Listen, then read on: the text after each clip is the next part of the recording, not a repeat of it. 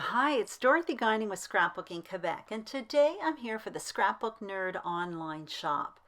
There are so many ways to create a grid, so today I'm going to show you a spin on this really versatile design. As a matter of fact, it's one of my favorite go-to designs.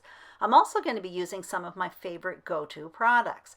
I have Crepe Paper's All Heart collection, as well as some dies. I have those alpha dies by Pink Fresh Studio, as well as that stitched flower die by Lawn Fawn.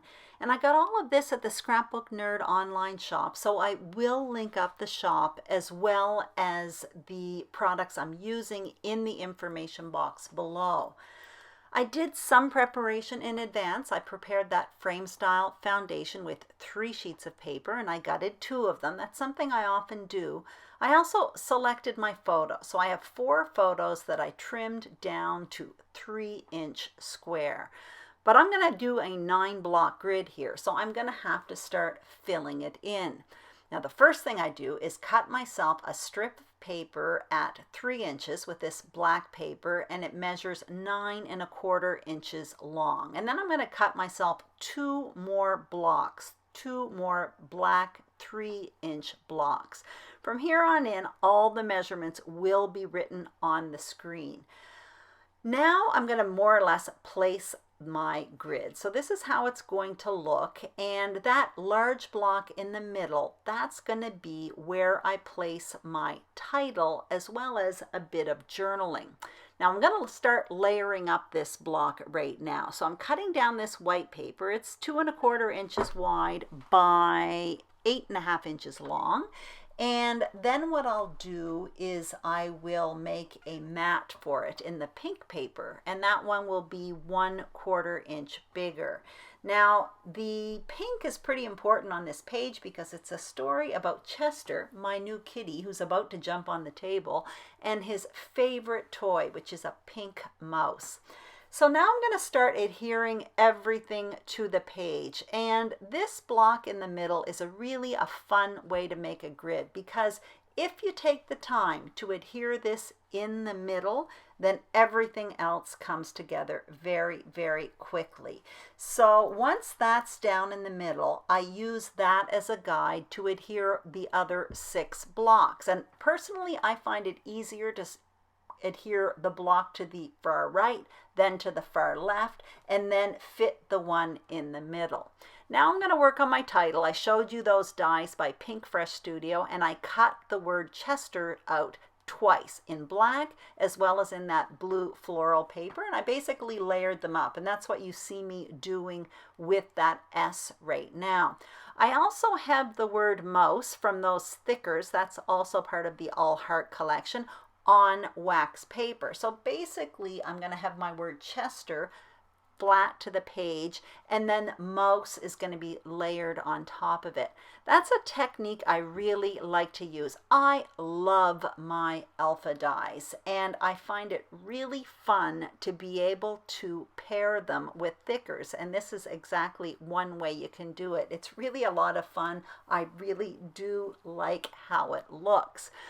Anyway, so I'm going to adhere my word mouse down, and once that's down, what I will do is start creating 3 embellishment clusters, and basically they're going to go in those 2 black blocks as well as to the left side of that title block.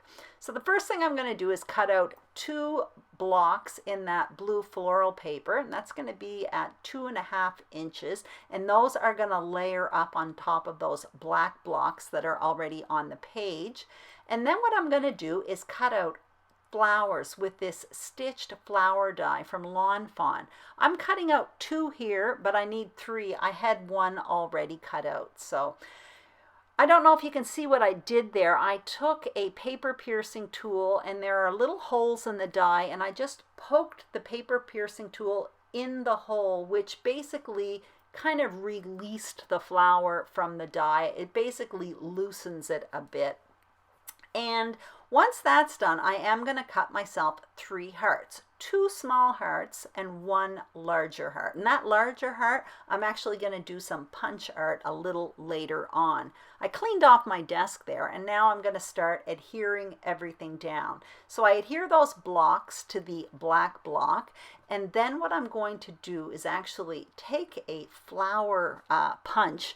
All I wanted was something circular to punch out to put behind those flowers. I want to fill in the hole in that flower with a different paper. I could have used the punch out from that flower and did it on the flip side, but it was that floral paper, and I wanted something different.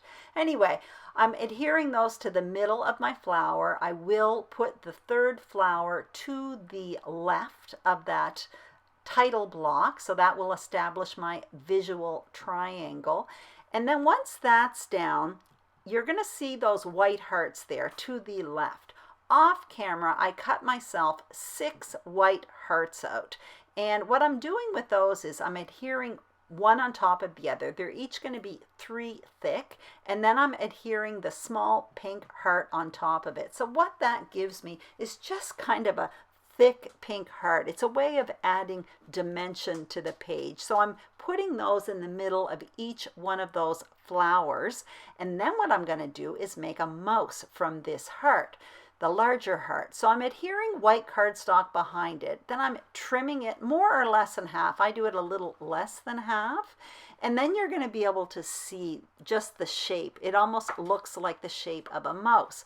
So what I will do now is I'm going to cut myself a little sliver of this black paper. That's going to be a tail.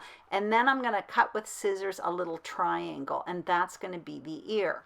So I adhere the ear down, and then I'm going to take my paper piercing tool, and I'm literally wrapping this sliver of paper around it just to make it look twisted.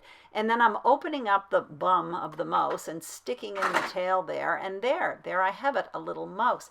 Now I'm going to put an eye on with these Nuvo drops, but watch what I do. It flips over. Anyway, miraculously, it didn't wreck the eye of the mouse. So I'm going to set it aside and let it dry, not to push my luck any further.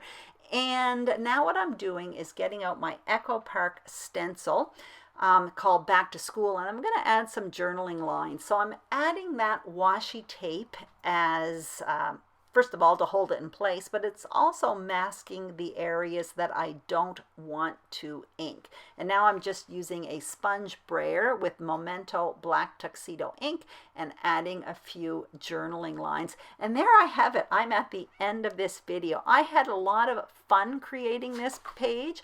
All I did off camera was I added those little, they almost look like whiskers at the end of the word mouse. Those were on that thicker sheet, and I also added an apostrophe to the word Chester. So that's it. I hope you enjoyed this video. If you did, be sure to give it a thumbs up. Don't forget to subscribe to Scrapbooking Quebec as well as the Scrapbook Nerd YouTube channel. Thank you so much for watching. Don't forget to check out the Scrapbook Nerd shop as well. They're getting new stuff all the time. Have a great day.